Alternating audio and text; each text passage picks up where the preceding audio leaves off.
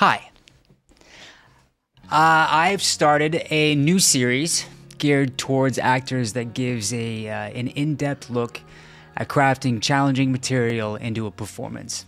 It's called The Prep. And it begins with a cold read, followed by a discussion about the actor's individual process, and then the ways in which they would begin to tackle their character. Later we bring it back, sometimes in the form of a rehearsal, but sometimes straight into a performance, followed by an addendum discussion where we convey our successes or failures in the material. In episode 1, I will be sharing the stage with my good friend, Darrin Hickok, who I did Death of a Salesman with back in 2019. And Darrin will be auditioning for the Actors Studio in 3 weeks' time with this material. It's a vulnerable work, but I feel like it will be incredibly valuable to anyone who's interested in the craft of acting, who wants to see all of its messy parts, not just the finely tuned delivery of television, film, and stage. The full series will be available on my YouTube channel. So here it is, episode 1 of The Prep.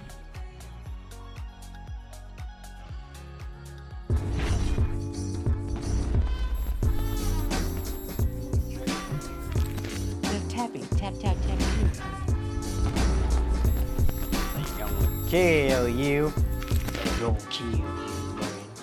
Alright. Curse the Starving Class. Curse of the Starving Class. Ready? Let me put my glasses on. You put your glasses on, man. Because I couldn't see last time.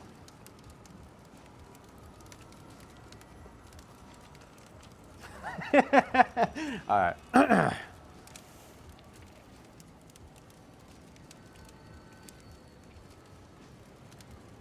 That's me, isn't it? Yep. Do I start the scene? I think it's you, yeah. Thank you for joining us here at the...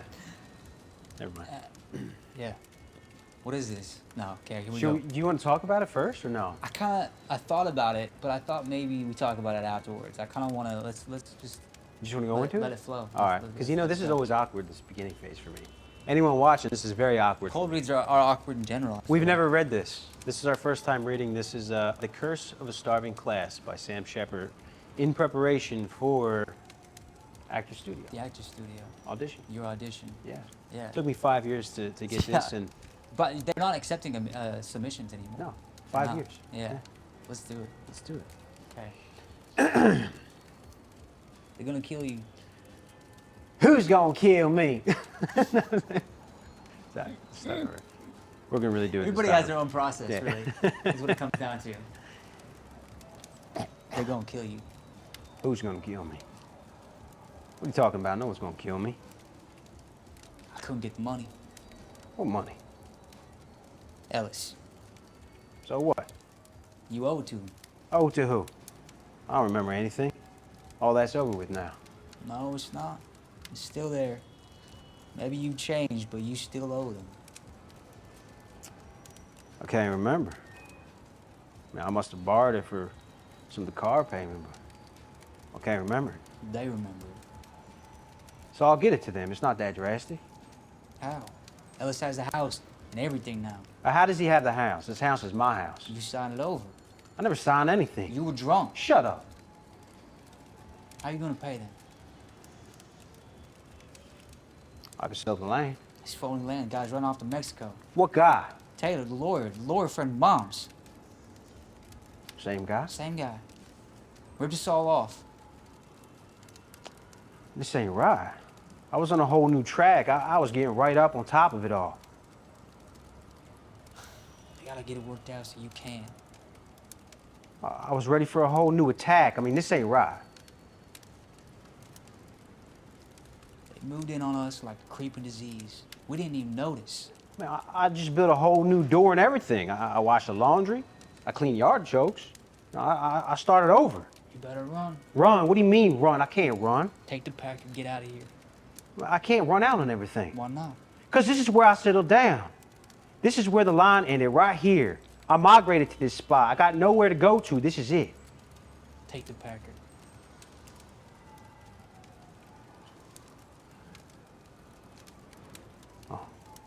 I remember now. I was in hock up to my elbows. You see, I always figured on the future. I always banked on it. I was banking on getting better. I mean, it couldn't get worse. So I figured I'd just get better. I figured that's why everyone wants you to buy things. Buy refrigerators, buy cars, houses, lots, invest.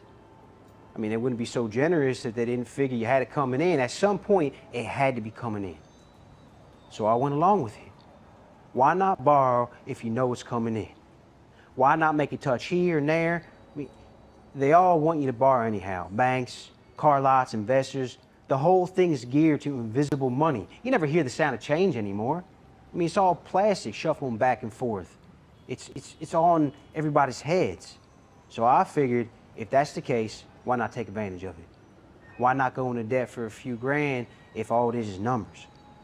If it's all an idea and nothing's really there, I mean, why not take advantage? So I just went along with it, that's all. I just played ball. You better go. Same guy, huh? She must have known about it too. She must have thought I left her. You did. Just went off for a little while now and then. I mean, I couldn't stand it here. I couldn't stand the idea that everything would stay the same. That every morning it would be every morning it would be the same. I kept looking for it out there somewhere. I kept trying to piece it together, the jumps. I couldn't figure out the jumps from being born to growing up, to dropping bombs, to having kids, to hitting bars, to this. I mean, it all turned on me somehow. It all turned around on me. I kept looking for it out there somewhere, and all the time, it was right here in this house. They'll be coming for you here. They know where you live now. Well, where should I go? Well, how about Mexico? Mexico, yeah. That's where everyone escapes to, right? It's full of escape artists down there. I could go down there and get lost. I could disappear. And I could start a whole new life down there. Maybe. I could find that guy and get the money back. That real estate guy, what's his name? Taylor. Yeah, Taylor. I mean, he's down there too, right? I could find him. Maybe.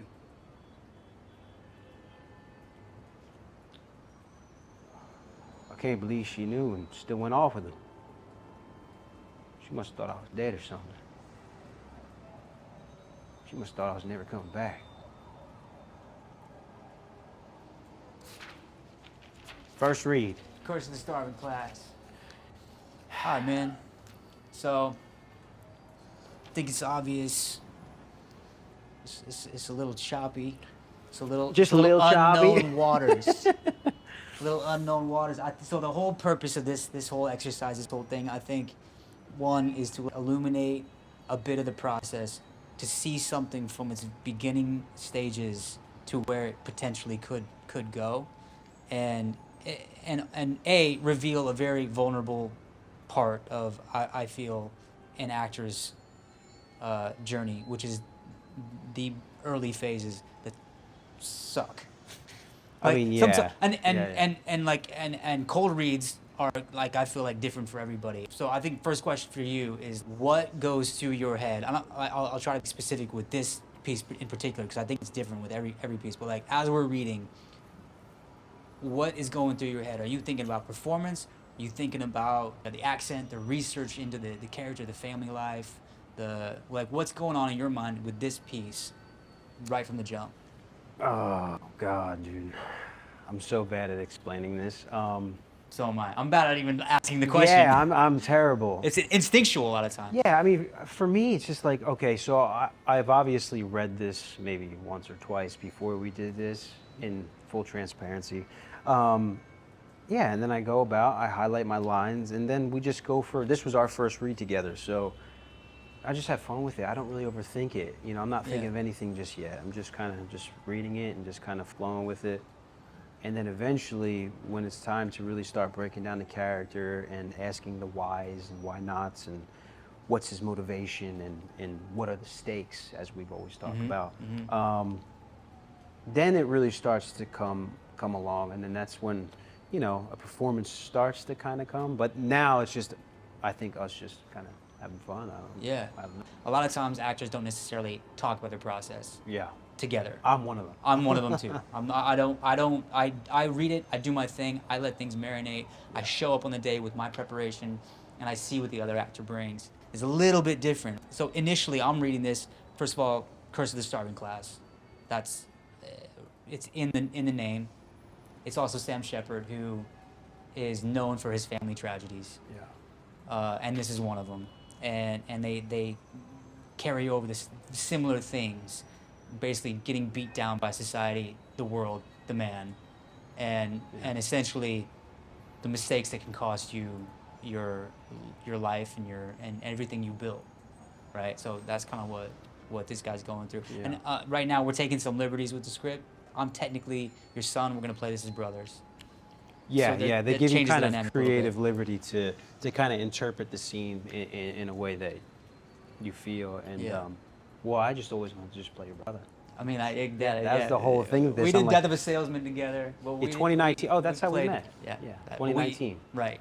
Ton of respect for this man. Love his work. We've been looking for an opportunity to do something like this for a while. This is the first time reading the scene, Mhm. and it was a good read.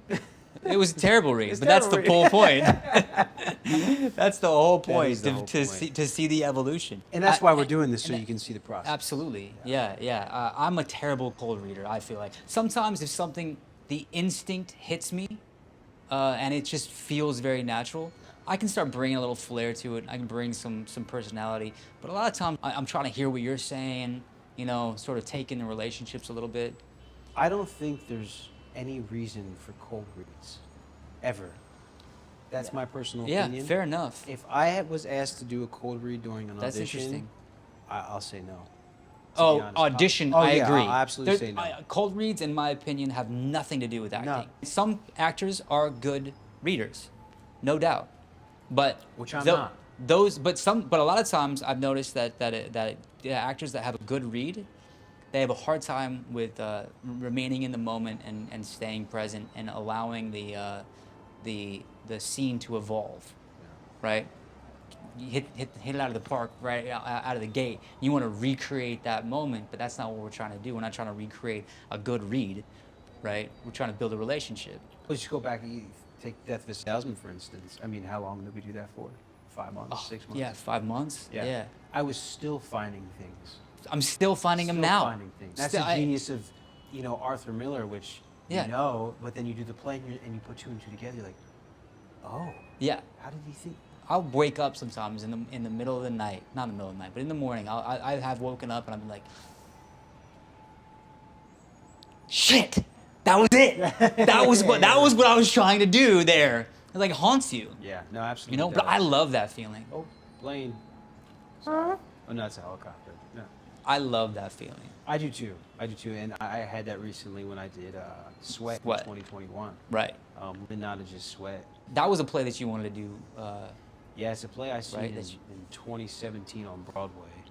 And you just have those moments when you go see a play and then you see a character Mm. within the play and you're like, ooh, That I can do I that. can do that. I can do that. I love that feeling. And so that became like a bucket list play for me, and I was it? enough. Let me ask you this: Did you feel like you You helped me audition for I it. did. Yeah. How about that? I know.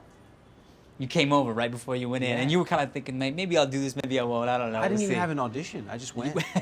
I love Just showed that. up. I love that. And you booked Was it. that meant to be Yeah. a fist bump? No. Well, Was yeah. that It's awkward? always. I'll take it. Take it.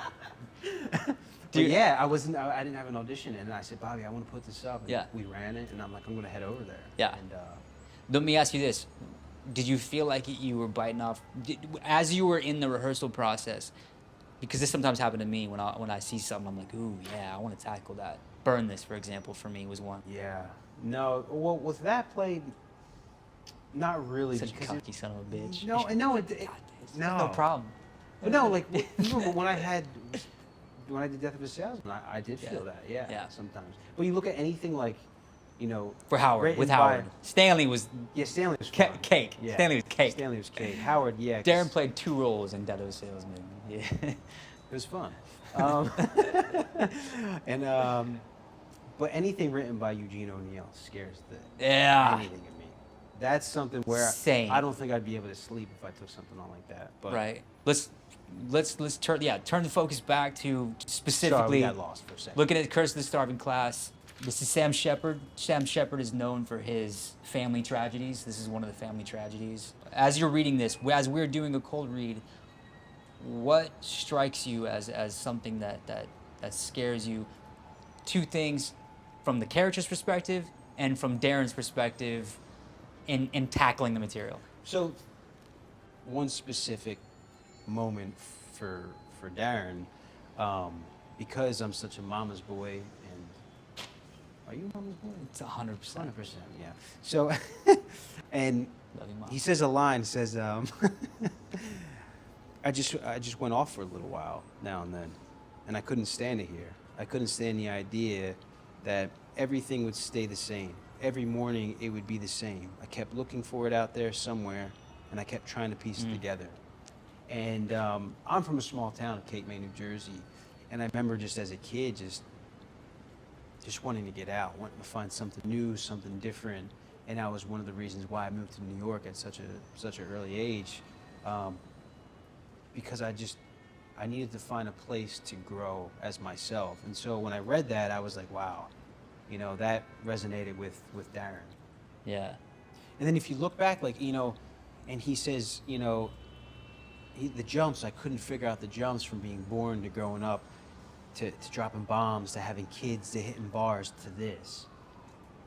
Now, when I moved out here 6 years ago to Los Angeles, and I've been out here for 6 years, and in the time, you know, I've become a father, you know, I've had my own business for a while, and it's just so much. And then you look back and you're like, wow, just the moments just fly by, and you're like, where'd they go? And Yeah, that's such a relatable statement. I feel like for any young man, venturing off on his own and wanting to make his mark. But it took all those years from living in New York to being in Los Angeles to, you know, my daughter, and it's like that line he says, and all the time it was right here in this house. And then I look back, and then you see That's the This It is where these yeah. tragedies start to really play out. that's you know? where I relate to it. Ooh. That's it. Yeah. What scares you about the work? What scares you about this particular character? Nothing, Nothing. nothing, You're such a shut up. nothing. Because I love that. This is one of the reasons why, like, Yeah, you know, are fearless. You're a little fearless. No, in well, your, in that's your, not true. I am fearless, but I have you to have my back, and so that's why, like, working with like good actors who you know have your back. That you just know when you get into a scene, it's you're just kind of vibing off each other. It's like playing music. I have no expectations besides going in there and doing what we rehearsed and just letting everything else fall into place. Yeah. I know that you know we're both Meisner trained actors, and so there's nothing. What the worst that can happen is we forget our lines and then we gotta go. Right. No, I think that's so true that we've worked enough with each other to know each other's a bit of each other's work, a bit of each other's process, and know that the scene is going to take precedence. That when we're working through this, it's not going to be. A lot of times I build in a safety mechanism when I start working on material, in the chance that the actor I'm going to be working with is going to be selfish and not putting the scene first. So what does that look like though? Like, It can look like if I can see in the material that the actor I can sense that the actor may want to go off the rails into a direction that the scene is not calling for, I will build in emotional safeguards where I don't have to go in their direction in order to bring the scene back to reality. But sometimes an actor will just like start, you can tell that they're looking for their moment, you know, and they think that this part of the scene is their moment, you know, and they forget that I'm in the scene altogether. and I don't know if you know this or not, but you know, a huge part of acting is reacting and taking the words off of your partner. to be honest, this is the best part about it, is doing this right here. Yeah. Is reading it, you know, hanging out and talking about it. And Yeah, then, which is not something that this is not a normal part of the process. No, We don't, no. the initial phase of the work is and should remain isolated. Yeah. You Yeah, know, I agree wholeheartedly. it's so fun and so interesting to see what comes at you. You can't do that if you're like talking everything out, trying to make everything perfect, trying to make it Yeah, pretty. that's something I would never do. You know, Yeah. it's something that younger me would do. The perfectionist in me wants to do sometimes. You know. Yeah, I think after obviously doing so many scenes over the years, you just. Yeah, I remember when I first started, I used to think if I didn't scream in the scene, it wasn't good. Right. Right. Now it's like, right. I don't even want to go there unless it's absolutely necessary or, whatever calls for it. But, like, yeah. I just even if, I don't know, man, whatever happens the day of, it's just flow with it. Yeah. What scares me? I've taken on a lot of East Coast roles. How you but doing? how you doing? But I would say that my roots are a little more in tune with this family. Being from Utah, even though you wouldn't know it, but in a lot of rural parts of Utah, there's a much more southern mentality. Biggest thing though is going to be relationship and feeling like I belong in this home, in this setting. He's supposed to be father son. We're switching it up to brothers so that we can. It's just a beautiful piece of material we want, and we wanted to explore it as brothers, and we're given the opportunity to take some liberties with the material and make it our own. So we're gonna do that. But telling your father what to do is a lot different than your brother telling your brother what to do. Nailing the piece where I feel the stakes have gotten to the place where I feel it's appropriate to now tell you that you need to leave. You have to go. Not only are you in jeopardy, you're putting your family in jeopardy. And to say that is heartbreaking. It feels like he's been trying to keep it together for so long, and you may have looked up to this guy or whatever it was, and now all of a sudden the roles are changing, and he's saying, no, this is the end of the line. You got to go. Mm-hmm. And even in that moment, he's still trying to figure, well, maybe I can find that real estate guy. Well, what's his name? Taylor. Still hanging on to whatever Yeah. thin thread he's got. And you just, maybe. Like, almost like you've heard this before. Maybe. It's like, no, this is the end. Yeah. Yeah, and it was challenging to find, just like, again, I know 5 minutes may seem long or not, but it's a good length scene, but it's also not an entire play to show a certain range that you want to show and perform in front of the actor's studio. This material, Yeah. I could work on this for 3 months and still be mining it for gold. Yeah. We're gonna film the rehearsal process. So here's the first read. We're gonna set up our stage, find a space, and we're gonna record the rehearsal process. It's gonna be shit. For a long time, it's gonna be shit, shitty. and but it's gonna get good. Whether we nail it or not, I don't know. We'll see. Yeah, we We'll might see. not. The day of, But the cool thing is you can watch the entire process until. I mean, we're not going to be able to film in the actor's studio, but until we come out, and then we will do a performance of what we are going to put on in front of the actor's studio. Yeah. Yeah. Be fun. Yeah, man. Thank you. I'm excited. I love you, brother. I appreciate it. I love you too. So that's. Hi. Welcome to That Actor Guy live stream with Robert Adamson. That actor guy is coming to you live with Darrin the Slickcock Hickok. Or Woodcock. Woodcock be good cock.